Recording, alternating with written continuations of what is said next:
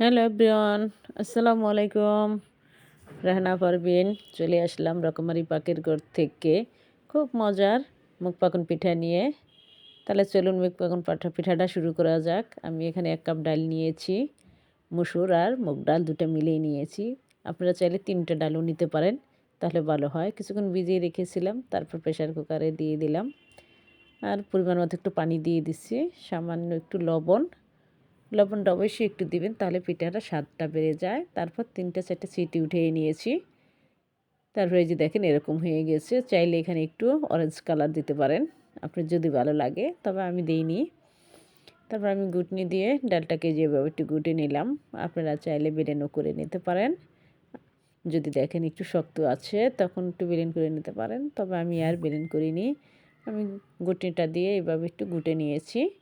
তাই দেখেন, আর এখানে আমি নিয়ে নিলাম 3 কাপ। যে কাপ দিয়ে ডালটা নিয়েছিলাম ওই কাপ দিয়েই 3 কাপ চাউলের গুঁড়া নিয়ে বলক ওঠা অবস্থায় আমি চালের গুঁড়াটা ডালের ভিতর ঢেলে দিলাম। দিয়ে মাঝখান দিয়ে একটু ফাঁকা করে দেব।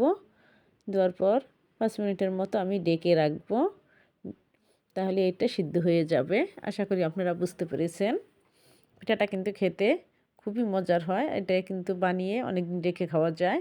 উপরে মুচমুচা থাকবে, ভিতরে কিন্তু নরম থাকে, যে কেউ খেতে পারবে। আর এত মজা তার কি বলবো। তবে একদিন বানিয়ে খেয়ে তারপর আমাকে জানায়েন ভালো লাগছে কি না আপনাদের। আশা করি ভালো লাগবে। এই যে দেখেন এভাবে আমি নেড়ে নিয়েছি। নেড়ে নিয়ে আমি চুলা বন্ধ করে ডেকে রাখবো কিছুক্ষণের জন্য। পরে 7-8 মিনিটের মতো ডেকে রাখবো। ডেকে রাখলে চালের গুঁড়োটা খুব সুন্দরভাবে সিদ্ধ হয়ে যাবে, যেভাবে আমি ডেকে রাখলাম। তারপরে যে চলে আসলাম, এই যেভাবে আমি এখন এটাকে সুন্দর করে মথে নিব, নরম একটা ডো বানিয়ে নিব। বেশি ঠান্ডা করবেন না, একটু গরম থাকতে হাত দিয়ে মেখে নেবেন। আপনারা যদি চান তাহলে একটা ডিম ভেঙে যতটুকু প্রয়োজন মনে করেন দিবেন, আর 1 টেবিল চামচ ঘি দিবেন। যে এখানে আমি 1 টেবিল চামচ ঘি দিয়েছি, দিয়ে নরম একটি ডো বানিয়ে নিচ্ছি। তবে আমি ডিম দিইনি। আর এই যে 1/2 ইঞ্চি পুরো করে রুটিটা বানিয়ে আমি এটা দিয়ে যে কেটে নিয়ে নিলাম। আপনারা চাইলে কেটে নিতে পারেন, না হয় আপনারা আপনাদের পছন্দ মতো কিন্তু শেপ দিয়ে নিতে পারেন। খেজুর কাঁটা দিয়ে আপনি যেইভাবে মনে চায় ওভাবে করে নেবেন। আমার মোবাইলের স্ট্যান্ডটা ভেঙে গিয়েছে, সেজন্য আমি 1 হাত দিয়ে মোবাইল রেখে আর ডিজাইনটা করে দেখাতে পারি নাই। এই যে আমি এইভাবে পাতা শেপ করে খেজুর কাঁটা দিয়ে একটু উঁচা করে দিয়েছি। তারপরে যে সবগুলি আমার বানানো হয়ে গিয়েছে, এখন আমি বাছতে চলে যাব। আশা করি আপনারা বুঝতে পেরেছেন আপু ও ভাইয়েরা।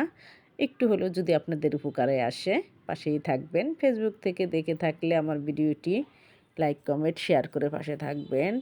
আমার পেজটি যদি ফলো দেওয়া থাকে তাহলে অসংখ্য ধন্যবাদ আপুরা।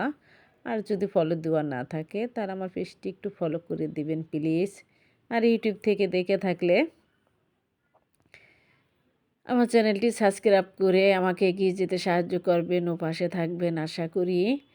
এই যে দেখেন, তারপর আমি প্যানে তেল দিয়ে দিয়েছিলাম।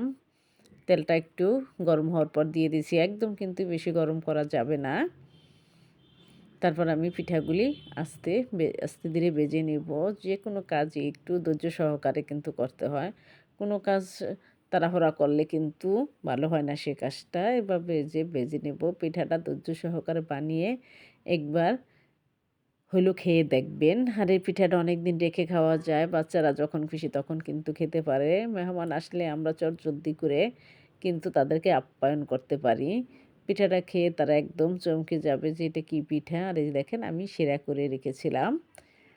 শিরাটা একটু আঠালো শিরা, যে আমরা একতার বলি যে ওই রকম শিরাটা। পিঠাটা গরম থাকবে, শিরাটা একটু কুসুম কুসুম গরম থাকবে। এই যে দেখেন ফাইনালি আমার পিঠাগুলি আমি মেলার জন্য আয়োজন করছি, সেই ভিডিওটাই আপনাদের সাথে শেয়ার করছি। আজকে এখানে বিদায় নিচ্ছি। আল্লাহ হাফেজ।